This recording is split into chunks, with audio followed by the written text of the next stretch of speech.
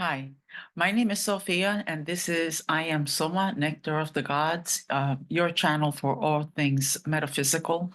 And I am so excited to be here today sharing with you regarding our new moon, which began this morning, early in the morning at 6:57 a.m. on the eastern coastline of the United States. And I brought up the chart so that you can follow along with the amazing alignments that have been imprinted as a result of the moon and the sun coming together. Many people say it's the dark of the moon and there's no moon. There's actually a moon. There's always the moon. The moon doesn't go anywhere. However, because it conjuncts with the sun, it comes together with the sun, and the sun um, is available for us to see during the daylight. The moon and the sun are together traveling across the daylight sky, and we can't see the moon because the rays of the sun are so bright that they overshadow the moon itself. This is a conjunction. Reminds me of the word conjugal, right? There's a communion between the sun and the moon, and the sun and the moon represents aspects of our personality, of life on earth in general, right? So the moon is cooling, it's receptive, it taps into the subconscious, that level of awareness which is not readily available, right? Because it's subconscious, right? We're operating from that level based on the impulses in our nervous system, but we only cognize them when we think.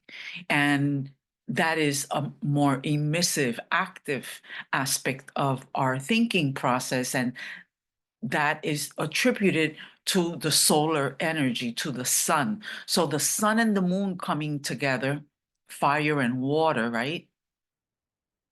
Imprint for the lunar cycle a specific energy. And the energy this month is the energy of Capricorn. Now, Capricorn is an earth sign. It's a cardinal sign, an earth meaning that it is earthly. It is of the earthly creative sphere. It is an energy that we can work to mold, right, our creation here on earth at the concrete level of expression in things that we can see. We're building, or the earth signs are building signs, buildings, the creation of things that we can see in the manifest world. And Capricorn is, all the signs are the sign initiate us into a specific realm of possibilities. With Capricorn, we're looking at action. We're looking at Capricorn naturally rules, its domicile is the 10th house. And the 10th house is the house of action, it's the house of karma, and it's the house of our calling in the world. Many say that it's the house of work, and that's because it's ruled by Saturn, and Saturn is the taskmaster. Saturn is the strict professor. Saturn is the energy where we check ourselves, right? Often when we speak of the planetary energies in our solar system, we speak of them in ways that would tempt one to believe that they're taking action for us. And that's not the case. And that's a misunderstanding, right? The energy, is frequency, is vibration, and it's there for your use. It's how you use that energy, right? The energy is present all the time. What makes astrology a very practical science is that it allows you to have knowledge of the vibratory forces which are predominant during a specific time so that you can align your goals and your life in a way that that melds with this energy so that you can direct it. It's not directing you, you're directing it. It's available, and if you're not aware, then it'll do what it does based on the activities that you're involved in, and you might get an impulse, someone triggers you, and then you do something that goes against your nature, and that checks you, right? Because we live in an amazing universe that's going to give you your own, right? There's a feedback loop that we have with the environment, and until we get ourselves right, sometimes what it returns to us are things that we don't want. But if it's there, it's because there has been an alignment within you with that specific energy at some point in time. Capricorn, very precious energy to work with. And as you will see here, right before the new moon, which took place, as I said previously, at almost 7 o'clock this morning on the eastern coastline, we have Venus rising, we have Mercury rising, and we have Mars rising. So already in the environment, in the field of fluctuations of vibration and frequency, we have an energetic potential of, with Venus, beauty, diplomacy, charm. Venus, very interesting fact about Venus. Venus doesn't chase, Venus attracts. It's a magnetic force that brings to itself what it desires. And it does so by aligning with that energetic force and potential and receiving it. It's the concept of gratitude at its greatest, right? When we're grateful for the possibilities that exist at every moment, and then you shape that possibility by giving life to the desire in your spirit. That's the energy of Venus. And quite interesting, in the Vedic tradition of knowledge, which is not Hinduism, Vedic means Veda, and Veda means knowledge, and it's consciousness itself. In the Vedic tradition of knowledge, Venus rules the Asuras, and the Asuras are the desires, and the desires are sometimes less than what we would want for ourselves, right? Like, you can really become obsessed and compulsive about desires, particularly with Venus in a placement of fire, which is in Sagittarius. As you can see here, Venus is at 15 degrees in Sagittarius. Sagittarius is a very adventurous energy. It rules higher knowledge, it rules higher education.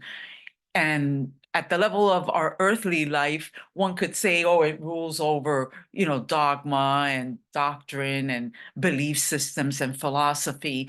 And it does.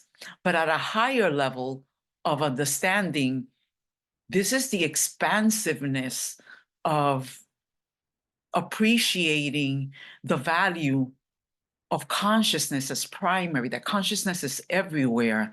And we are the creatures on earth that can direct that consciousness towards specific purposes with the spirit of our heart and the intention of our soul. And if you are not tapping in at that level, then the desires and the obsessions and the compulsions of fiery Venus that is thought by the Vedic seers to actually rule over demons, not demons like bad or good, just energies that are perhaps counterproductive to your purpose, right? That can also happen. But that energy is lively, and it's already enlivened within our physiology desires before, if you have not gotten up by 7 o'clock in the morning, or even if you are, because the energy is everywhere, right? The energy is omniscient, omnipotent. So we're working with this energy before we awaken in the morning. We also have the messenger of the gods, Mercury, rising before this new moon. Mercury, messenger, you're receiving. Remember, you are a vessel on earth, and we receive impulses, frequencies, energetic potential into our nervous system that allows us to tap into the connections that are present in our neurobiology, so that these impulses come up as thinking, as thoughts, right? And so you may have a hunch about something. You may wake up in the morning and feel inspired definitely a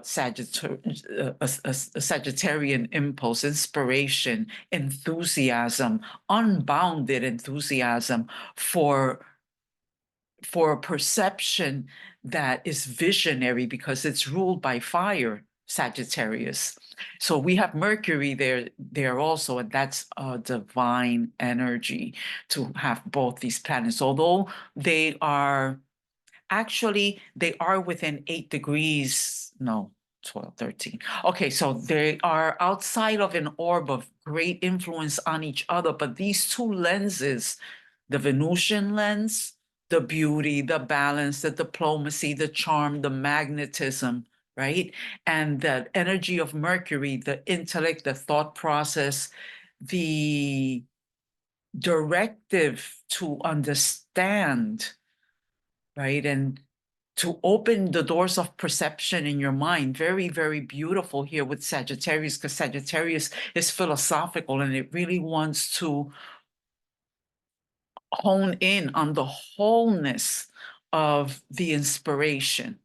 And then we have Mars rising also, again, here now before the sun and the moon, and it's in the sign of Capricorn. Capricorn, Mars is exalted in Capricorn, and Capricorn, the directive of Capricorn is to build, and Mars, which is exalted in Capricorn, as I said, the directive of Mars is like the surgeon, is the warrior spirit within all of us. And we all have an area in our life where we feel that passion, that desire to accomplish, to do something.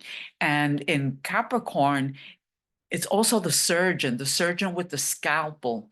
And so in Capricorn, it is going, this is how you can use the energy, right? It's simply energy, but you can direct it through the power of your mind and your heart. The heart is incredibly powerful. So you sit with your goals, you sit with your desires, and you establish for yourself how it is that you can move forward during this season where these energies are available to you. Mars will allow you to excise whatever is holding you back. Capricorn is the mountain goal. Capricorn is going to get to the top of the mountain. Here you have an exalted Mars that will allow you to carve your way through that mountain and make it to the top no matter what. It is an incredibly potent force of life to harness and to partner with. If you want to know more about where these energy lenses of life, right? The Venusian energy, the Venusian lens, the Mercurial lens, Mercury, very witty, very quick, right? It's going to give you the message like that, act on it, because that's first align, right? You have to bring yourself to your center. And when you receive the information that you've been waiting for about any particular endeavor in your life, that's the time to go and act. And you have that force with you because Mars is also rising before the sun and the moon. We have Capricorn right here, sun and moon and Pluto. Wow, this will be the last new moon. This is the first new moon of the year. So Happy New Year. This is a sign of true beginnings, right? And we have the sun and the moon exact at 20 degrees. Very powerful.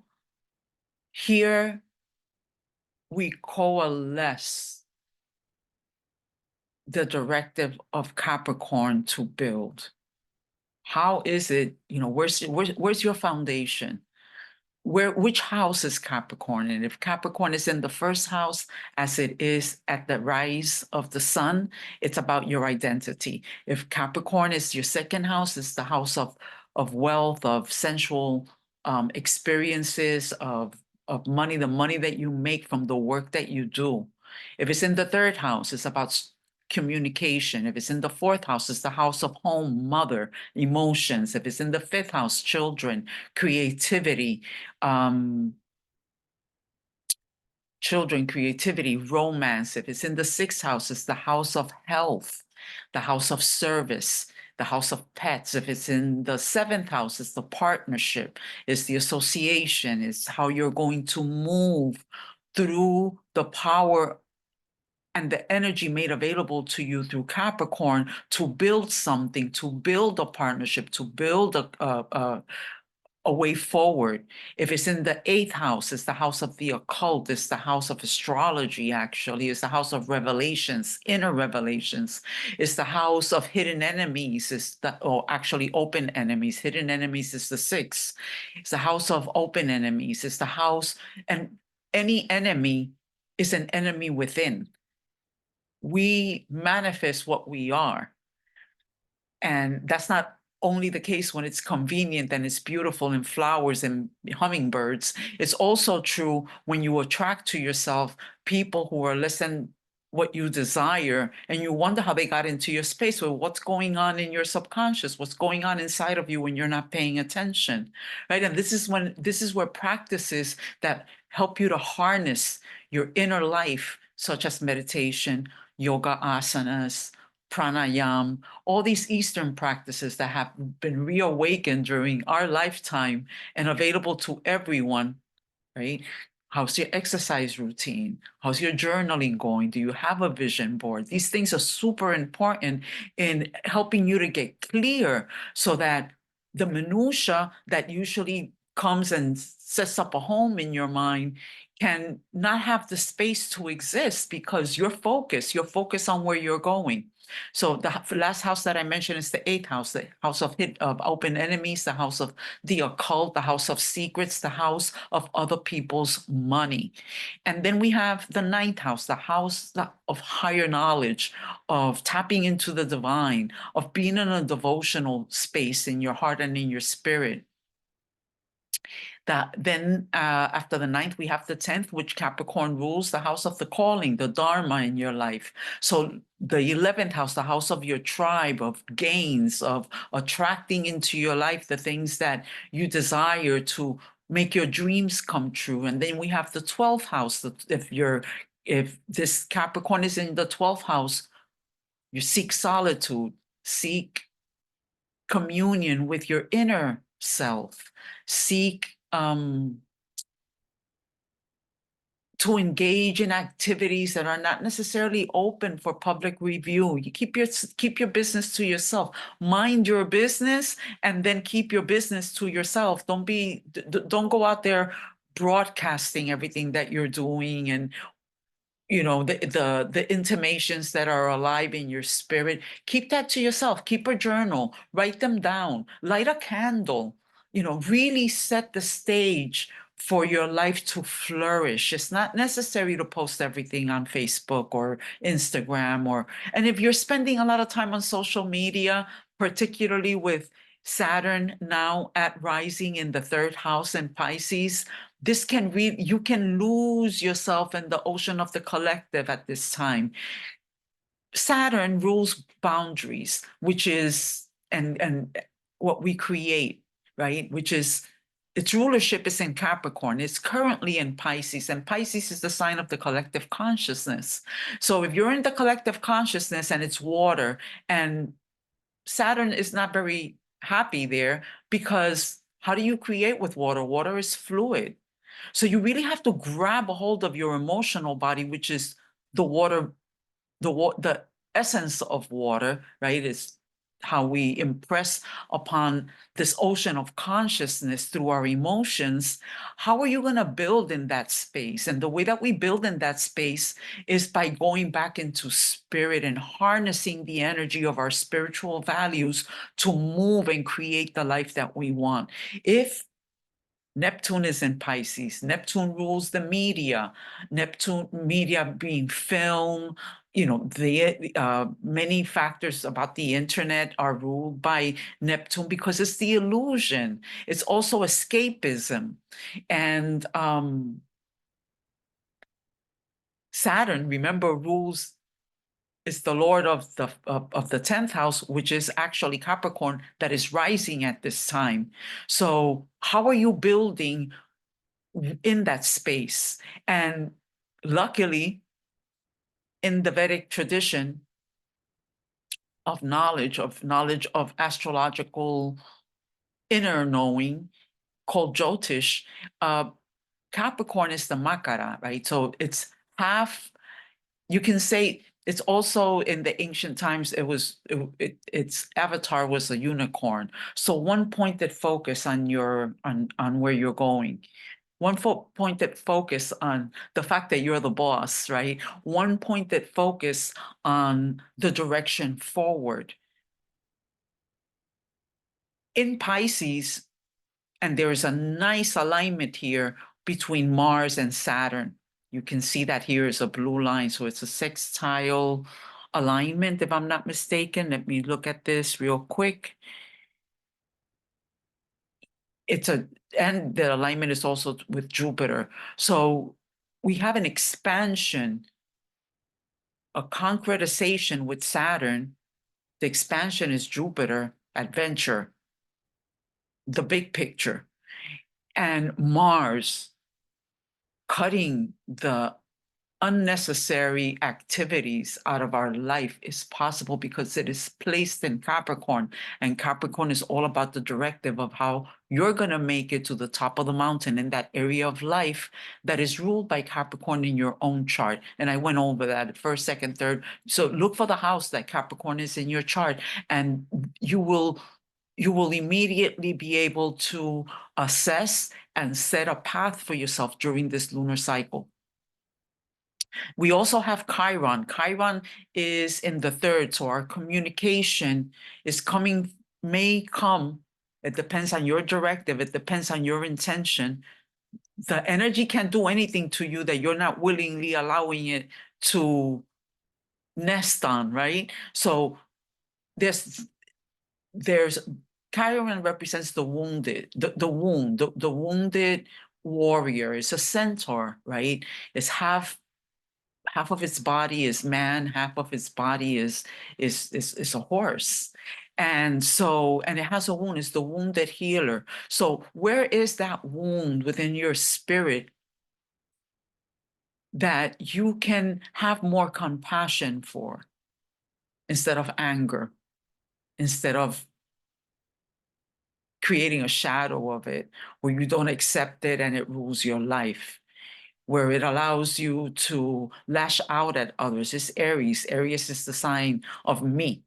You know, me first, me second, me third, me. That's the Aries directive. It's a sign where the springs forward, right?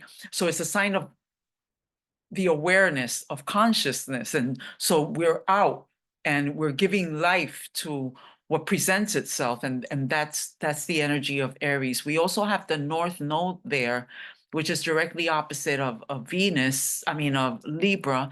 And so me and the other is always a mirror of yourself. So who are you calling into your space? What is showing up in front of you? These are all indications or signs of something going on within you. So recognize that the other is a part of you. And when you're more compassionate and more self-loving, then you can extend that same power and that same energy to those who come into your space. I remember when I first began to appreciate what this knowledge meant in terms of defining my life. And I suddenly started loving everyone. I would speak, oh, everything's so beautiful. And people will come into my space and I could recognize that that was a reflection of a part of my inner life. And so I gave it the compassion and the love and I healed it. And many of these folks disappeared from my life as a result, but new people came in that were aligned with the love and the compassion that I was experiencing. And that's possible for all of us because it's simply the way the energy works. It's not foreign to you. It's who you are, and how you direct it is what's going to bring you your due by the full moon, which happens in the first week in February. And I'll be back for that. And then we have at the fourth house of the home and family, and well, not family necessarily, but the mother and Jupiter there, also in the fifth house in Taurus, as you can see. That's right, the fourth house of the mother. So the communication is with with Aries. So communicate with love. Communicate with love to yourself. You can't offer others something that you're not yourself. And when that does happen, it's called pretending. And it doesn't come through genuinely. It's not authentic. And those of us who are anchored in our inner truth can see it. Those who aren't can't see anything. They'll just walk into a disaster and not know that there's a disaster going on. But those of us who have been practicing self-awareness, self-compassion, self-love, self-care by practicing these technologies of consciousness that are readily available to everyone in our time today. So in the fourth house, there's going to be change. Change is going to be sudden in the areas for everyone. This is the energy coming through at the time of the new moon, meaning that this is the energy that the directive of the moon is being imprinted with. There's a penetration of the directive of the sun, the masculine energy, and this is before organization of sex. This is feminine and masculine, not having to do with the female and the male, but the conceptual idea of a masculine force, which is directive, right? Penetrating. It's an action oriented, and then the receptive energy of the moon, which is receiving the imprint of the sun at that moment, based on what? Based on the constellation, the backdrop of star systems and galaxies that are behind the sun at the moment of this new moon. And what do we have there? We have the directive of fixed star systems from Babylonian times, one of them called Fomalhaut. And the directive, this is a very beneficent energy. It is one of the archangels, actually, and it allows you to harness, if you place your value on your inner life and on the silence within, it allows you to harness ways of knowing when you come back out into activity that direct you, that guide you, that protect you. And this is why meditation is so important, to drop into that silent space at least twice a day for 20 minutes while sitting comfortably with the eyes closed, and just allow the thoughts to go and move and come back to your inner silence, come back to your breath, come back to your inner peace, come back to your heart. And so it is. And so here we have a month that is chock full of opportunity for moving your life, for initiating new activities. Remember, Capricorn is a cardinal sign, so it initiates. This is the time to clean up your space. This is the time to back on board with my goals, back on board with the things. And if you want to get clear about your goals, sit with your heart in silence. Whenever your mind escapes with a thought, come back to the silence. Remember that the Pisces energy is alive because the ruler of this new moon is Saturn, and Saturn is in Pisces. Neptune is there, which rules escapism, drugs, addictions, obsessions, compulsive behavior, obsessive compulsive escapist behavior. Okay, Saturn is there, building with this water that's just like slipping through its fingers, right? The way to bring some shape into this is by becoming the vessel, becoming what it is that you want to bring into your life, so that you can harness that energy within the vessel that it's your body. You have to, Capricorn builds, it creates foundations, it creates the scaffolding, it creates creation. So become a vehicle for its expression. Tap into the emotional realm of your existence. Be honest with yourself about those emotions. Offer those that no longer serve you for cleansing in the waters of the Pisces directive, which is the birth of the Christ consciousness. It's compassion. is self-knowledge, is knowing that you and the potency of the frequency present at every moment are one. And from that place, come out at the world and be the boss, because Capricorn is going to help you every step of the way. Okay, I think I'm done for now. I'm so excited to have recorded this. Please like and share and subscribe if you enjoyed this. And I will be back sooner than you can say the Capricorn season is over. Much love with all my heart. Take real good care of yourself and each other. Thank you. Bye.